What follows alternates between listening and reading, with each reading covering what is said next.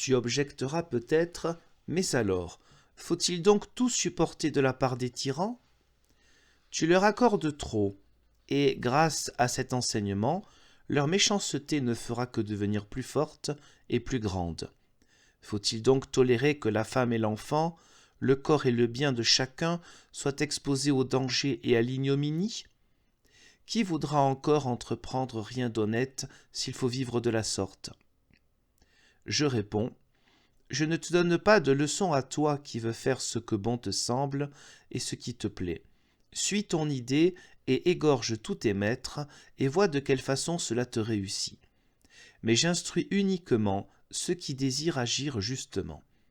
À cela, je dis qu'il ne faut pas s'opposer à l'autorité par le crime et la révolte, comme les Romains, les Grecs, les Suisses et les Danois ont fait. Mais il faut avoir une autre méthode. Premièrement, lorsqu'on voit que l'autorité fait si peu de cas du salut de sa propre âme, qu'elle se met en fureur et agit injustement, que t'importe donc qu'elle ruine ton bien, ton corps, ta femme et tes enfants? Elle ne peut tout de même pas faire du mal à ton âme, et elle se fait davantage de mal à elle-même qu'à toi, puisqu'elle condamne sa propre âme, ce qui doit entraîner la ruine du corps et des biens. Penses-tu qu'avec cela, la vengeance ne soit pas déjà suffisamment grande?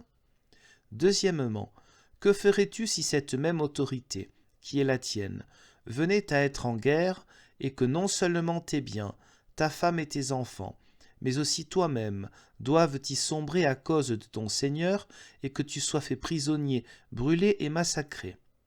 Voudrais-tu pour cela égorger ton Seigneur? Combien de gens distingués l'empereur Maximilien a-t-il, sa vie durant, perdus à la guerre? Et cependant, on ne lui a rien fait pour cela. S'il les avait fait périr d'une façon tyrannique, on n'aurait sans doute jamais connu plus horrible chose. Et pourtant, c'est bien lui qui est la cause de leur perte, car c'est à cause de lui qu'ils ont été tués. Or, un tyran et un homme sanguinaire est-il autre chose qu'une guerre dangereuse, où il y va de maint homme excellent, honnête et innocent? Voir un mauvais tyran est plus supportable qu'une mauvaise guerre, et tu dois le reconnaître si tu interroges ta propre raison et ton expérience. Je crois volontiers que tu aimerais avoir la paix et de bons jours. Mais comment, si Dieu t'en empêche par la guerre et les tyrans? Choisis donc et juge toi-même si tu préférerais avoir la guerre ou des tyrans. Car tu les as bien mérités tous les deux, et tu es coupable devant Dieu. Nous sommes de tels individus que nous voulons être des coquins et demeurer dans le péché, mais nous voulons éviter le châtiment du péché, et par-dessus encore nous révolter et prendre la défense de nos péchés. Il nous arrivera comme à un chien qui mord des épines. Troisièmement, si l'autorité est mauvaise, eh bien Dieu est là, et il a le feu, l'eau, le fer, la pierre et mille autres moyens pour tuer. Avec quelle rapidité il égorge un tyran! Il le ferait aussi sans doute, mais nos péchés ne le permettent pas. Car il parle ainsi dans Job. Il laisse régner un coquin à cause des péchés du peuple. Lorsqu'un coquin règne, nous pouvons fort bien le remarquer. Mais ce que personne ne peut remarquer, c'est qu'il ne règne pas à cause de sa coquinerie, mais à cause du péché du peuple. Le peuple ne regarde pas son propre péché, et il pense que le tyran règne à cause de sa propre coquinerie. Si aveuglé et pervers et insensé est le monde. C'est pourquoi il arrive ce qui est arrivé aux paysans dans leur insurrection. Ils voulaient châtier les péchés de l'autorité, tout comme s'ils avaient été eux-mêmes purs et irréprochables. Aussi, Dieu a-t-il dû leur faire voir la poutre qui était dans leurs yeux, pour qu'ils oublient la paille qui est dans l'œil d'un autre. Quatrièmement, les tyrans ne sont menacés que par la volonté de Dieu. Les sujets se soulèvent, comme il est dit, les égorgent ou les chassent. Car nous instruisons ici ceux qui veulent agir selon la justice, et ils sont très peu nombreux. Mais à côté d'eux, il reste cependant la grande masse des païens, des impies et des mauvais chrétiens qui, si Dieu le veut, se dressent injustement contre l'autorité et provoquent des malheurs, ainsi que firent souvent les Juifs, les Grecs et les Romains. C'est pourquoi tu ne peux pas te plaindre que notre enseignement confère aux tyrans et à l'autorité plus de sécurité pour faire le mal. Non, ils ne sont certainement pas en sécurité. Sans doute, nous enseignons qu'ils doivent l'être, qu'ils fassent le bien ou le mal, mais nous ne pouvons pas leur donner ni leur garantir une telle sécurité, car nous n'avons pas la possibilité de forcer la masse à suivre notre enseignement si Dieu n'accorde sa grâce. Nous pouvons enseigner ce que nous voulons, le monde n'en fait pas moins ce qu'il veut. Dieu doit venir en aide et nous devons instruire ceux qui aimeraient agir d'une façon juste et bonne. Peut-être auront-ils le pouvoir d'aider à arrêter la masse. Notre enseignement ne donne pas aux souverains une autre sécurité que celle qu'ils auraient sans notre enseignement. Malheureusement, les choses vont de telle façon que ta plainte est inutile, car la plus grande partie de la masse ne nous écoute pas, si bien que le maintien de l'autorité repose uniquement en Dieu et dans sa main, ainsi qu'il a été seul à l'ordonner. Nous en avons d'ailleurs fait l'expérience à l'occasion de l'insurrection des paysans. C'est pourquoi ne te laisse pas déconcerter si l'autorité est mauvaise, car le châtiment et le malheur sont plus près d'elle que tu pourrais le désirer. C'est ainsi que le tyran Denis devait confesser que sa vie ressemblait à celle d'un être qui a, au-dessus de la tête, une épée nue suspendue à un fil de soie, sous les pieds, un brasier ardent. Cinquièmement, Dieu possède un autre moyen encore pour châtier l'autorité, de telle sorte que tu n'as pas besoin de te venger toi-même.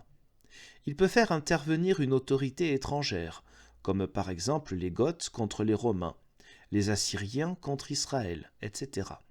Il existe ainsi, partout, suffisamment de vengeance, de punition et de danger contre les tyrans et l'autorité, et Dieu ne les laisse pas faire le mal dans la joie et la paix.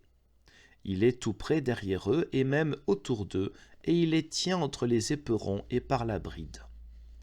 Et avec cela s'accorde aussi le droit naturel que le Christ enseigne, Matthieu 7, « Ce que vous voulez que les autres vous fassent, faites-le leur de même. » Assurément, aucun père de famille, dans sa maison, ne voudrait être expulsé par les siens, égorgé ou ruiné à cause de ses méfaits, surtout s'ils le faisaient par méchanceté et violence, pour se venger eux-mêmes et s'ériger eux-mêmes en juges, sans une plainte préalable devant une autre autorité supérieure.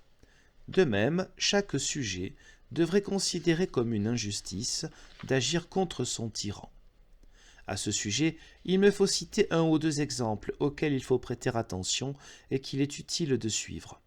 On lit, à propos d'une veuve, qu'elle se tenait debout et priait de la façon la plus recueillie pour son tyran, pour que Dieu lui accorde longue vie, etc. Le tyran la prit et s'étonna, car il savait pertinemment qu'il lui avait fait beaucoup de mal et qu'une telle prière était singulière. Car la prière habituelle pour les tyrans n'est généralement pas ainsi conçue. Il lui demanda donc pourquoi elle priait ainsi pour lui. Elle répondit « J'avais 10 vaches lorsque ton grand-père vivait. Il m'en a pris 2. J'ai prié alors contre lui pour qu'il meure et pour que ton père devienne le maître. Lorsque cela arriva, ton père me prit 3 vaches. Et de nouveau, j'ai prié pour qu'il meure et que tu deviennes le maître. Or, tu m'as pris 4 vaches. C'est pourquoi je prie maintenant pour toi, car je crains que celui qui viendra après toi ne me prenne aussi la dernière vache avec tout ce que je possède. » Les érudits ont également une parabole. Il y avait un mendiant couvert de plaies, dans lesquelles se trouvaient beaucoup de mouches qui suçaient ses plaies et le piquaient. Survint alors un homme miséricordieux qui voulut l'aider et qui chassa toutes les mouches loin de lui. Mais il se mit à crier en disant « Ah, que fais-tu là ? Ces mouches étaient presque rassasiées, de telle sorte qu'elles ne me faisaient plus de mal. Et voici qu'à leur place vont venir des mouches affamées, et elles me causeront beaucoup plus de tourments. » Comprends-tu ces fables ? Changer l'autorité et améliorer l'autorité sont 2 choses aussi distantes l'une de l'autre que le ciel et la terre. Il est facile de changer, mais il est incertain et dangereux d'améliorer. Pourquoi ? parce qu'il ne dépend pas de notre volonté et de notre pouvoir de le faire, mais que cela repose uniquement sur la volonté et dans la main de Dieu. La populace insensée ne demande guère de quelle façon cela s'améliorera, mais uniquement que cela change. Et si cela devient pire, elle réclame de nouveau autre chose. Elle récolte alors des bourdons à la place des mouches et finalement des frelons à la place des bourdons. Comme autrefois, les grenouilles qui ne pouvaient souffrir d'avoir une souche pour roi et qui reçurent à la place une cigogne qui leur donnait des coups de bec sur la tête et les mangeait. C'est une chose maudite et exécrable qu'une populace insensée. Personne ne peut la diriger aussi bien que les tyrans. Ils sont le gourdin qui est attaché sur le cou du chien. S'il y avait une meilleure façon de la gouverner, Dieu aurait alors institué sur elle un autre ordre que le glaive et les tyrans. Le glaive indique clairement quel genre d'enfant il a sous lui, à savoir rien que des coquins, si toutefois il se permettait de l'être. C'est pourquoi je conseille à quiconque veut, dans ce domaine, agir avec une bonne conscience et d'une manière juste, de savoir se contenter de l'autorité temporelle et de ne pas porter la main sur elle, vu que l'autorité temporelle ne peut nuire à l'âme comme font les ecclésiastiques et les faux docteurs. Qu'il suive ici l'exemple du pieux David, qui eut à souffrir de la part du roi Saül des violences aussi grandes que celles que tu pourras jamais supporter, et qui cependant ne voulut pas lever la main contre son roi.